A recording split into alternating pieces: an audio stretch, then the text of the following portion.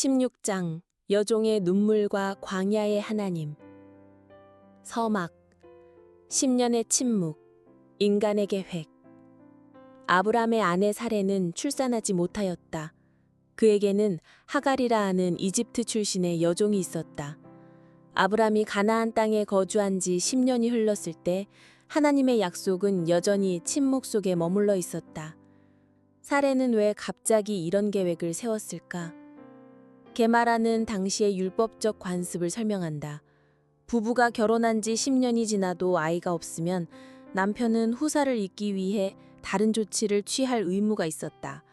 사례의 제안은 깊은 슬픔 속에서 나온 당시로서는 종교적, 사회적 의무를 다하려는 시도이기도 했다. 또한 그녀의 계획은 고대 근동 세계에서는 매우 현실적인 해결책이었다. 고고학적으로 발견된 함무라비 법전이나 누지 문서 같은 고대 법률 문서들은 본처가 아이를 낳지 못할 경우 여종을 통해 후사를 잇는 것을 합법적인 관습으로 규정하고 있었다. 여종이 낳은 아이는 법적으로 본처의 자녀로 인정되었다. 사레는 아브람에게 말했다. 여호와께서 내 출산을 허락하지 아니하셨으니 원하건대 내 여종에게 들어가라. 내가 혹 그로 말미암아 자녀를 얻을까 하노라. 자녀를 얻는다는 히브리어는 세워지다는 단어에서 왔다. 자식은 곧 가문을 세우는 기둥이었기에 사레의 제안은 무너져가는 집을 일으키려는 절박한 시도였다. 성경은 짧게 기록한다. 아브람이 사레의 말을 들으니라.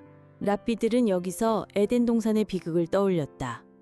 아담이 하나님의 말씀 대신 하와의 말을 들었던 것처럼 아브람 또한 하나님의 약속을 잠잠히 기다리는 대신 인간적인 조급함이 낳은 계획에 동의한 것이다. 사레는 여종 하갈을 데려다가 남편 아브람에게 아내로 주었다. 갈등, 두 여인, 하나의 지붕.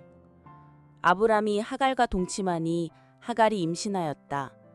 바로 그 순간 집안의 위계 질서는 무너졌다. 자신이 언약의 상속자를 잉태했다는 사실을 깨달은 하갈의 눈에 불임의 여주인 사레는 더 이상 이전처럼 보이지 않았다. 그의 눈빛에는 경멸이 서렸다. 사레의 마음은 질투와 모욕감으로 무너져 내렸다. 그녀는 남편 아브람에게 울부짖었다. 내가 받는 모욕은 당신이 받아야 하오. 나와 당신 사이에 여호와께서 판단하시기를 원하노라. 그녀의 계획이 낳은 끔찍한 감정적 결과를 그녀는 남편의 탓으로 돌렸다. 아브람은 이 갈등 앞에서 책임을 회피했다. 당신의 여종은 당신의 수중에 있으니 당신의 눈에 좋을 대로 그에게 행하라. 가장의 책임을 방기한 그의 침묵은 곧이어 벌어질 비극을 용인한 것이나 다름없었다. 사레는 하갈을 학대하기 시작했다. 여기서 쓰인 동사 아나는 단순한 괴롭힘이 아닌 심각한 고통과 억압을 의미하는 단어다. 랍비들은 언약의 어머니가 보여준 이 잔인함에 대해 깊은 아쉬움을 표하며 이 죄로 인해 훗날 그녀의 후손들이 이집트에서 똑같은 고통을 겪게 될 것이라는 영적인 연결고리를 암시하기도 했다. 하갈은 사레의 학대를 견디다 못해 광야로 도망쳤다. 광야의 만남. 버림받은 자를 들으시는 하나님. 하갈은 술 광야의 샘물 곁 이집트로 향하는 길 위에서 절만에 잠겨 있었다. 바로 그때 여호와의 사자가 그녀를 찾아왔다. 이것은 성경의 여호와의 사자가 처음으로 등장하는 장면이다. 사자가 물었다. 사레의 여종 하갈아, 네가 어디서 왔으며 어디로 가느냐? 그 질문은 하갈의 정체성과 목적지 없는 그녀의 도망이 얼마나 무의미한지를 동시에 꿰뚫어 보는 것이었다. 하갈은 나는 내 여주인 사레를 피하여 도망하나이다 라고 정직하게 고백했다. 사자는 그녀에게 고통스러운 명령을 내렸다. 내 여주인에게로 돌아가서 그 수하에 복종하라. 그러나 그 명령 뒤에는 아브람의 언약과도 비견될 만한 놀라운 약속이 뒤따랐다. 내가 내 씨를 크게 번성하여 그 수가 많아 셀 수 없게 하리라. 네가 아들을 낳으리니 그 이름을 이스마엘이라 하라. 이는 여호와께서 내 고통을 들으셨음이니라. 이스마엘이라는 이름은 하나님께서 들으신다는 뜻이다. 언약의 가문에서 학대받고 쫓겨난 이방 여인의 고통 소리를 하나님께서는 똑똑히 듣고 계셨던 것이다. 고통이라는 단어는 사례가 그녀를 학대했다는 단어와 같은 뿌리를 가진다. 인간의 학대 소리가 하나님의 들으심에 응답을 이끌어낸 것이다. 사자는 이어 이스마엘의 운명을 예언했다. 그가 사람 중에 들나귀같이 되리니, 고대 근동에서 들나귀는 길들여지지 않는 자유와 독립, 그리고 거친 광야에서의 생존력을 상징했다. 이것은 모욕이 아니라 이스마엘의 후손들이 그 어떤 제국에도 굴복하지 않는 자랑스러운 유목민족이 될 것이라는 예언이었다. 하나님의 이름 엘로이. 절망의 광야에서 하나님의 위로를 만난 하갈의 입에서 인류 역사상 가장 위대한 신앙 고백 중 하나가 터져나왔다. 그녀는 자기에게 이르신 여호와의 이름을 불렀다. 당신은 나를 살피시는 하나님이시라. 엘로이는 나를 보시는 하나님이라는 뜻이다. 이것은 놀라운 사건이었다. 아브람도 사례도 아닌 버림받은 이집트 여종 하갈이 하나님께 새로운 이름을 붙여드린 유일한 인물이 된 것이다. 가장 낮고 보이지 않는 존재라고 여겨졌던 그녀가 자신을 인격적으로 찾아오고 보살펴 주시는 하나님의 속성을 발견하고 선포한 것이다. 그녀는 내가 어떻게 여기서 나를 살피시는 일을 배웠는고 라며 감격했고, 그 셈은 부엘라헤로이라 불리게 되었다. 하갈은 순종하여 아브람에게 돌아왔고 아들을 낳았다. 아브람은 하나님께서 일러주신 대로 그 아들의 이름을 이스마엘이라 지었다. 하갈이 아브람에게 이스마엘을 낳았을 때 아브람은 86세였다. 인간의 조급함이 낳은 첫 아들은 그렇게 태어났다. 그리고 그 후 하나님께서는 13년이라는 긴 침묵에 들어가셨다. 17장. 살에 새긴 언약, 새로운 이름. 서막.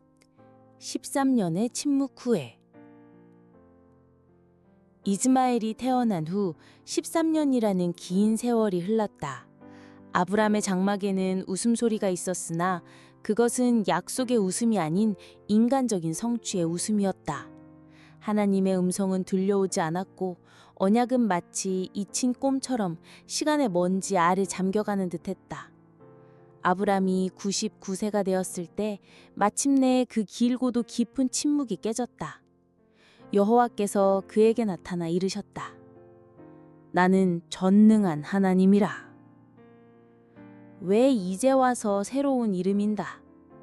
엘샤다이는 고대 근동에서 산의 신을 의미하는 아카드어 샤두와 연결되어 산처럼 위대하고 초월적인 존재임을 암시한다.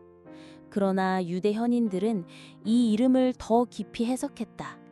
그들은 샤다이를 그분은 스스로 충분하신 하나님으로 풀이했다. 즉 어떤 조건이나 도움도 필요 없이 스스로의 능력만으로 불가능한 약속을 이루기에 충분하신 전능자라는 자기 선언이었다. 이 전능자는 아브람에게 첫 번째 명령을 내리셨다. 너는 내 앞에서 행하여 완전하라. 완전하다는 것은 흠이 없다는 뜻이 아니라 마음을 나누지 않고 온전히 헌신하는 상태를 의미했다. 10년의 기다림 끝에 인간적인 방법을 택했던 그의 과거를 뒤로하고 이제는 온전히 하나님 앞에서 그분의 길을 걸으라는 부르심이었다. 새로운 이름, 새로운 운명. 아브람이 그 앞에 엎드렸을 때 하나님께서 언약의 내용을 선포하셨다. 내가 너를 심히 번성하게 하리니 내가 너에게서 민족들이 나게 하며 왕들이 내게로부터 나오리라. 이 언약은 아브람 개인을 넘어 그의 후손, 그리고 대대로 이어질 영원한 언약이 될 것이었다. 그리고 하나님께서는 이 새로운 관계를 확증하기 위해 그의 낡은 정체성을 깨뜨리고 새로운 운명을 부여하셨다. 고대 근동에서 왕이 신하의 이름을 바꾸는 것은 소유권과 새로운 사명을 부여하는 행위였다. 이제후로는 네 이름을 아브람이라 하지 아니하고 아브라함이라 하리니 이는 내가 너를 여러 민족의 아버지가 되게 함이니라. 아브람은 존귀한 아버지라는 뜻으로 한 가문의 족장에 머무는 이름이었다. 그러나 아브라함은 열국의 아버지라는 온 인류를 향한 이름이었다. 게마라는 이 이름의 변화에서 놀라운 신비를 발견한다. 아브라함의 이름에 하나님의 이름의 일부인 히브리 문자 헤이가 추가된 것이다.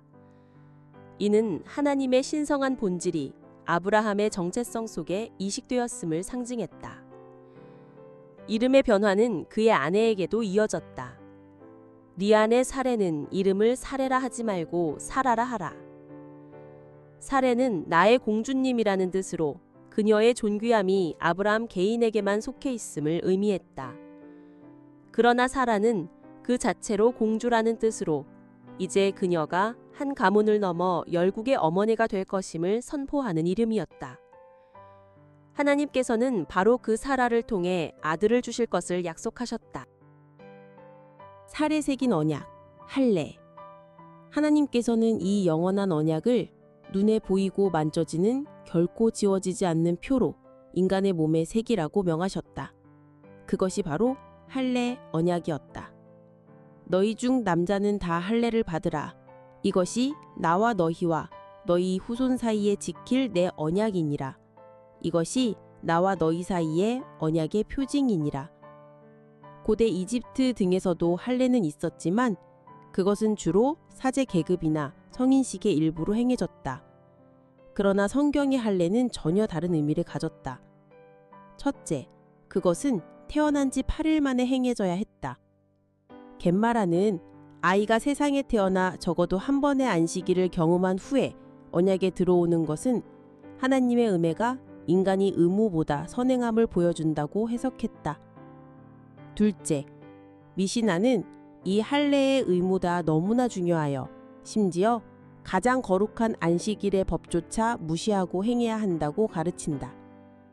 셋째, 그것은 인간의 가장 은밀하고 생명의 근원이 되는 육체에 새겨지는 인간의 힘으로는 되돌릴 수 없는 영원한 표징이었다.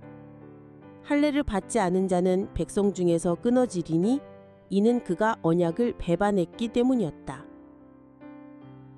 아브라함의 우승과 이스마엘을 위한 기도. 하나님께서 사라를 통해 아들을 주시리라는 약속을 들었을 때 아브라함은 엎드려 웃으며 마음속으로 생각했다. 100세 된 사람이 어찌 자식을 낳을까? 사라는 90세인데 어찌 출산하리요? 납비들은 이 웃음이 18장에서 사라가 보일 냉소적인 불신의 웃음과는 다르다고 강조한다. 아브라함의 웃음은 너무나 오랫동안 기다려온 약속이 가장 불가능한 순간에 선포되었을 때 터져나오는 인간적인 한계와 신적인 가능성 사이에 경이로움과 기쁨이 뒤섞인 웃음이었다. 그는 현실적인 대안을 하나님께 아뢰었다. 이스마엘이나 하나님 앞에 살기를 원하나이다. 이는 13년간 정들여 키운 아들을 향한 아버지의 애틋한 사랑이었다. 하나님께서는 그의 기도를 들으셨다. 아니다. 네 아내 사라가 네게 아들을 낳으리니 너는 그 이름을 이삭이라 하라. 내가 그와 내 언약을 세우리니. 이삭이라는 이름은 그가 웃는다는 뜻의 바로 아브라함의 웃음에서 비롯된 이름이었다. 그 이름은 인간의 기쁨의 웃음조차도 구원의 역사 속에 기억하고 담아내시는 하나님의 은혜를 영원히 증거하게 될 것이었다. 하나님께서는 이스마엘에 대한 약속도 잊지 않으셨다. 내가 네게 복을 주어 그를 매우 크게 생육하고 번성하게 할지라. 그가 12두령을 낳으리니 내가 그를 큰 나라가 되게 하려니와 내 언약은 내가 내년 이 시기에 사라가 네게 낳을 이삭과 세우리라. 순종. 말씀이 살갗을 벨 때. 하나님께서 말씀을 마치시고 그를 떠나 올라가셨다. 아브라함은 그날에 즉시 순종했다. 그는 그의 아들 이스마엘과 집에서 태어난 모든 자와 돈으로 산 모든 자, 곧 그 집의 모든 남자를 데려다가 그들의 포피를 베었다. 아브라함이 할례를 받은 때는 99세였고 그의 아들 이스마엘이 할례를 받은 때는 13세였다. 그날에 아브라함과 이스마엘 그리고 그의 집 모든 남자가 다 그와 함께 할례를 받았다. 99세의 노인이 자신의 몸에 칼을 대는 고통을 감수하며 하나님의 말씀이 자신의 살갗을 베고 들어와 언약의 표를 새기는 것을 허락했다. 이제 그의 몸은 그의 이름과 함께 지워지지 않는 하나님의 약속을 지닌 채 새로운 역사를 향해 걸어갈 준비를 마쳤다. 번외편 1. 이삭과 이스마엘의 갈등. 단순한 놀림이 아니었다. 창세기 21장 9절은 사라가 이스마엘이 그의 아들 이삭을 놀리는 것을 보았다고 간결하게 기록합니다.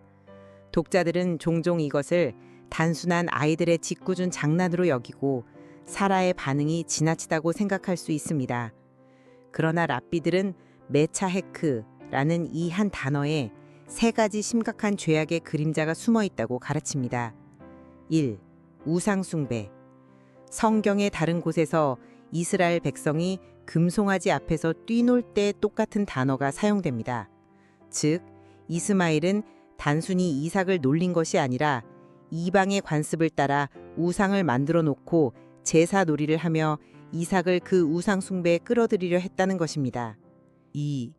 성적 부도덕. 창세기 39장 17절에서 보디발의 아내가 요셉을 유혹하며 히브리 종이 나를 희롱하려고 내게 들어왔다고 말할 때 같은 어근의 단어가 사용됩니다. 이는 이스마엘의 놀림이 순수하지 않은 성적인 희롱의 성경을 띄었음을 암시합니다. 3. 살인. 사무엘하 2장 14절에서 아브넬이 청년들이 일어나 우리 앞에서 겨루게 하자 고 말한 후 결국 서로를 죽이는 비극이 벌어집니다. 랍비들은 이스마엘이 활을 쏘는 명사수였다는 점에 주목합니다.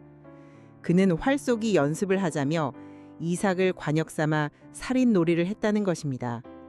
결론적으로 사라가 본 것은 단순한 장난이 아니었습니다.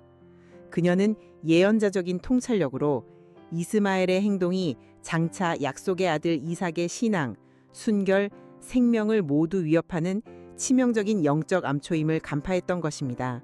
그녀의 단호한 요구는 단순한 질투가 아닌 언약의 씨앗을 보호하기 위한 영적인 결단이었습니다.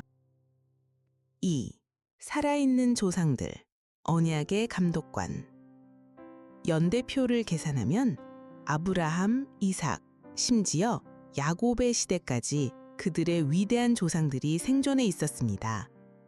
셈, 노아의 아들이자 멜기세덱으로 여겨지는 그는 이삭의 전생애 동안 살아 있었습니다.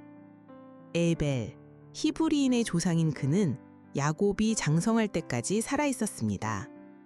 탈무드는 이들이 단순히 존재만 했던 것이 아니라 당대의 가장 중요한 영적 권위자이자 언약의 감독관 역할을 했다고 가르칩니다.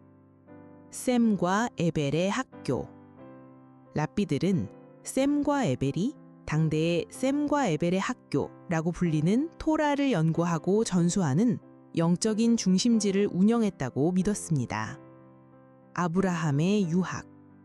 아브라함은 젊은 시절 이곳에서 수십 년간 공부하며 아담으로부터 노아를 거쳐 내려온 창조와 홍수이나디 그리고 유일신 신앙의 비밀을 직접 배웠습니다. 이삭과 야곱의 교육. 아브라함은 자신의 약속의 아들 이삭은 또 그의 아들 야곱을 바로 이 셈과 에벨의 학교에 보내어 신앙의 전통을 배우게 했다고 전해집니다. 조상들의 판결. 그렇다면 이 위대한 조상들은 이삭과 이스마엘의 갈등을 어떻게 보았을까요? 그들은 아브라함의 영적 스승이자 멘토로서 이스마엘의 행동이 아담으로부터 내려온 거룩한 계보를 오염시키는 심각한 위협임을 분명히 인식했을 것입니다. 아브라함이 사랑하는 첫째 아들 이스마엘을 내보내는 고통스러운 결정을 내렸을 때 그에게 영적인 지지와 확신을 주었던 이들이 바로 살아있는 조상 셈과 에벨이었을 것입니다. 그들은 이삭이 언약을 계승할 유일한 적자임을 인정하는 최고의 증인이었습니다. 이처럼 이삭과 이스마엘의 이야기는 단순한 한 가종의 비극이 아닙니다. 그것은 아담으로부터 내려온 신앙의 전통을 지키려는 살아있는 조상들의 영적인 감독 아래 언약의 씨앗이 어떻게 고통 속에서 구별되고 지켜지는지를 보여주는 장대한 드라마였던 것입니다.